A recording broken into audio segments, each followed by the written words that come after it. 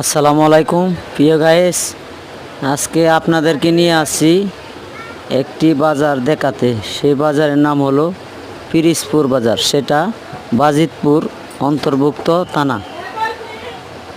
সেটা বাজারের ডিস্ট্রিক্ট কিশোরগঞ্জ। সবথেকে বড় হাট কৃষকের, সেটাই আমার মনে হয়, তাই আমি তুলে ধরলাম। আর আপনারা কমেন্টে বলে যাবেন আরও কিশোরগঞ্জ ডিস্ট্রিক্টের মাঝে কাঁচা বাজার গৃহস্থের আরও বড় আছে কিনা। আমি জানি না সেটা, তাই আমি বলতে পারি না। আর আমার জানা মতে সেটাই বড় বাজার, তাই আপনাদেরকে নিয়ে পাশে দেখাচ্ছি। সেই বাজারে আরও অনেক কাঁচা তরকারি বিক্রি করা হচ্ছে, সেটাই দেখাচ্ছি আপনাদেরকে।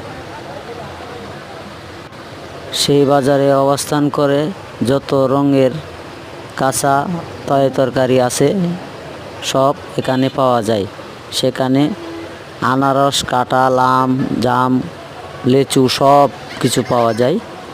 সেই বাজারে এখন সবথেকে বেশি আমের উদ্যোগ চলছে। সেই বাজারে প্রতিদিন শত শত গাড়ি আম বিক্রি করা হয়। আমি এখান থেকেই সব ফল কিনে নেই দোকানের জন্য। তবে একটি কথা কি, আমি একজন ফল বিক্রেতা, সবসময় আমাকে পাশে পাবেন এরকম ভিডিও দেওয়ার জন্য। আর আমি সবসময় আপনাদের পাশে থাকব, সেটা যতটুকু সময় পারি আপনাদের কাছে আসি। দেখেন, যদি ভালো লাগে ভিডিওটা আরও বন্ধুদেরকে দেখার সুযোগ করে দিবেন। একজন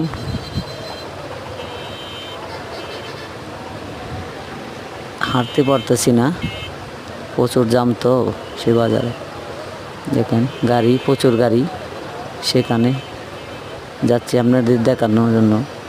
কাঁচামরিচ, টমেটো, শসা, লেবু ইত্যাদি যা লাগে কাঁচা বাজারে সব পাবেন সেই বাজারে। আপনারা আসবেন, এসে এখান থেকে কিনে নিয়ে যাবেন। এখানে গৃহস্থের নিজের জমি থেকে ফসল তুলে এখানে নিয়ে আসা বিক্রি করে। এখানে পাইকার পাবেন না, সব গৃহস্থ পাবেন, সব গৃহস্থের থেকে কিনে নিতে পারবেন। আর পাইকার বলতে একমাত্র শুধু আড়তদার এখানে আছে। আর একটি মজার বিষয় হলো, এখানে গৃহস্থে কোনো আনাজ তরকারি বিক্রি করলে খাজনা দিতে হয় না। পাইকাররা কোনো মাল কিনলে সেটা লেবারকে বিল দিতে হয় না, সেটা খাজনার মতো বাজারের শেষে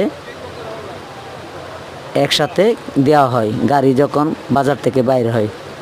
সব সময় আসবেন সেই বাজারে।